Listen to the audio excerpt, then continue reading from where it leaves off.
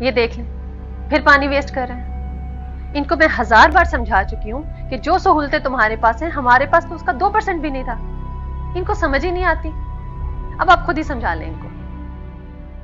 बेटा कितनी बार आपको समझाया, जब हम कोई चीज जाया करते हैं, हम अपनी मेहनत की कमाई भी जाया करते हैं और हमें गुनाह भी होता है। क्या आप चाहते हो गुनाह हो आपको? तो फिर हम क्यों नहीं सुनते इस बात को?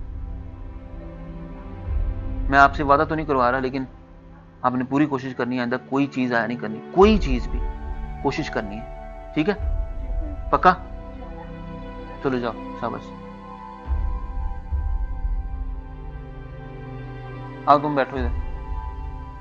अच्छा रिलैक्स हो जाओ, मैं समझता हूँ चीजें जाया नहीं करनी चाहिए, बड़ी अच्छी बात है, लेकिन इस तरह बच्चों को ब्लैकमेल भी तो नहीं करना चाहिए कि हमारे पास ये नहीं था, आप लोगों के पास ये है। हम उनसे पहले पैदा हुए हैं, इसमें उनका कसूर थोड़ी है।